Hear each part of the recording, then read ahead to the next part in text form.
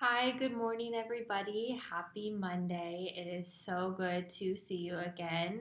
Before we get started, you probably want to know who I am. I am Dr. Lindsay Ogle. I am a board certified family medicine and obesity medicine physician, and I have been practicing medicine for 5 years.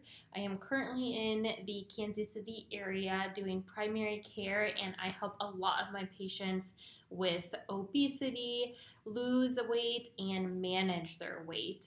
And my goal is to help them treat their weight so that they can improve their medical conditions and prevent medical conditions.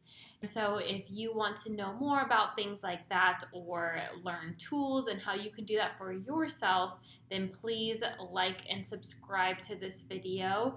And also, you can click the link below and you can get your very own freebie that I have created, and you can join my mailing list where you will be the first to know new information about things that I am doing, educational opportunities, workshops, challenges, you name it, you will be the first to know. All right, so what is obesity?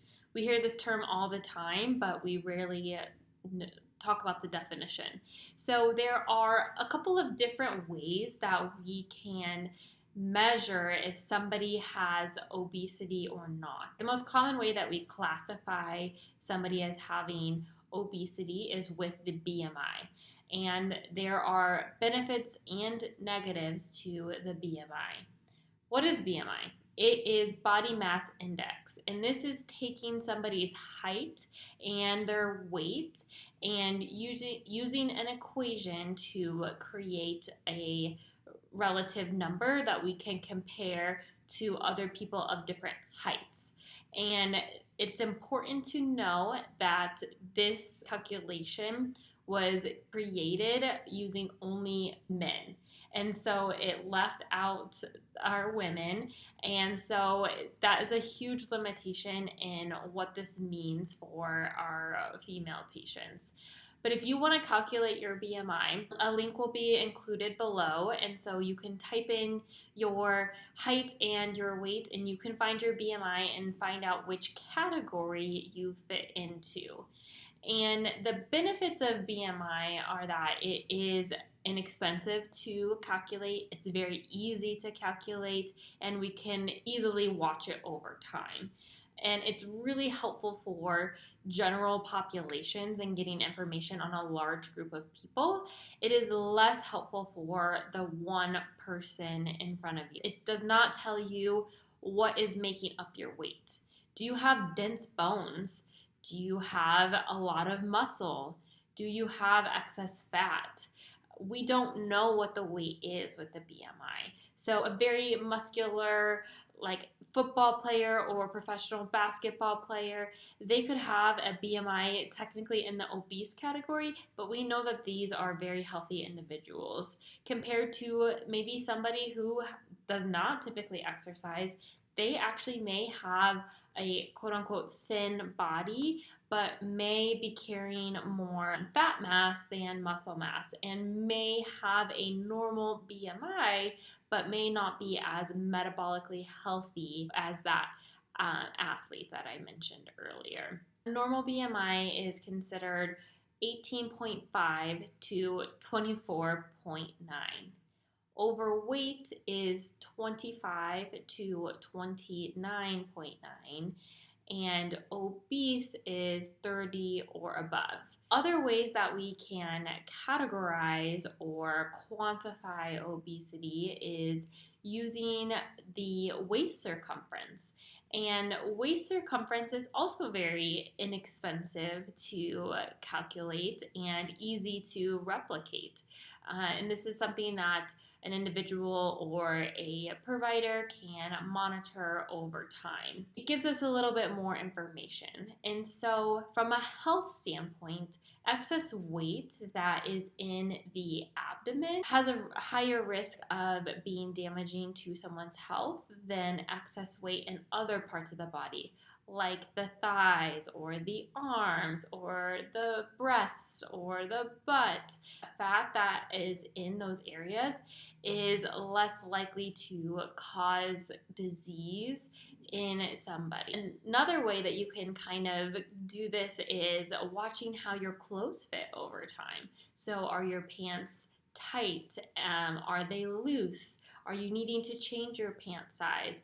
This is a proxy for your waist circumference. So for men, a waist circumference of 40 or greater is considered obese.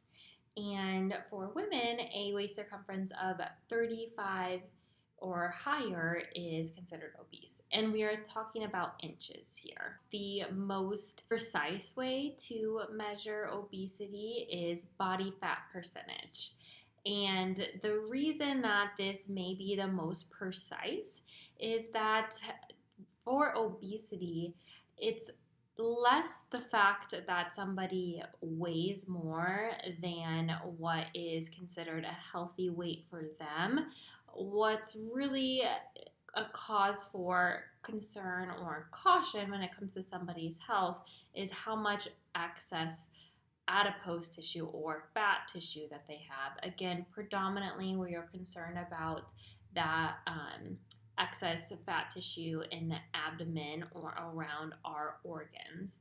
And so if we know a percentage body fat somebody has, it doesn't necessarily matter if their BMI falls in the obese range if they have low body fat. For men, a body fat percentage of 25 or greater is considered obese, and for women, cutoff is 32% or greater. There are many ways to calculate your body fat, and there are varying degrees of how accurate these tests are. There are calipers, there are electrical impedance devices, there's DEXA scans, and there are even higher tech, more precise ways of measuring body fat that are really mostly used for research purposes. I also want to talk about something that you probably haven't heard before. It's the Edmonton Obesity Staging System. It attributes a stage 0 through 4 to kind of stage how excess weight or obesity is impacting their health. This is really helpful information to have because not everybody that has excess weight or has obesity has medical conditions. They might not be impacted by it, and that's okay. They can be healthy at that size. But if you do have obesity and you have complications, it's good to know how severe they are. And that's where the Edmonton staging system comes in. And so stage 0, you don't have any complications from your excess weight. Stage 1, you're starting to have some symptoms, but they're not really impacting you on a regular basis. So you may have a little bit of knee pain here and there, your blood sugar might be a little bit elevated, your cholesterol might be a little bit elevated, you have borderline high blood pressure, but you're not needing medications. It's just something that we're starting to take notice of. Stage 2 is when you have a diagnosis of a weight-related condition. So you have that diagnosis of diabetes, you have high blood pressure, you have high cholesterol, you are starting to need medication for management. Stage 3 is when the medical conditions are becoming more significant. You're needing multiple medications to manage your weight-related conditions. You're impacted on your day-to-day life. You're having limitations in the things that you can do. Your knee pain is so significant that you're not able to go on your walks like you like to. You may have had to have a hospitalization because of your diabetes or your heart disease. It's getting more significant at this point.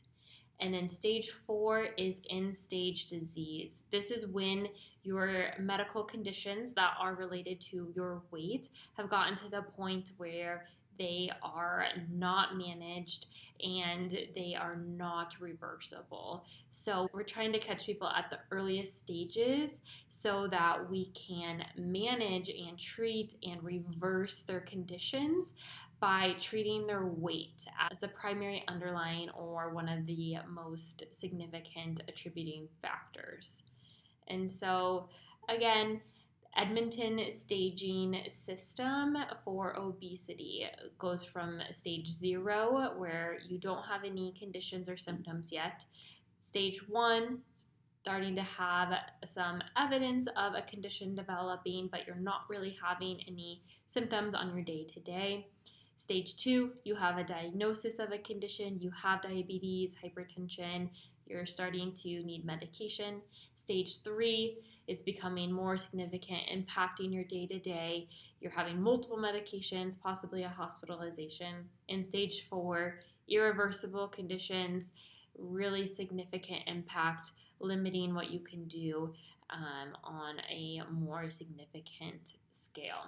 So I hope this was helpful, and I look forward to talking more about obesity and how it impacts health and what we can do to treat it and manage it and prevent it. So like and subscribe and stay tuned. If you don't already follow me on Instagram, I post there multiple times per week, and I would love to have you follow me. So check out that link below as well. And I will see you all next Monday. Have a great week.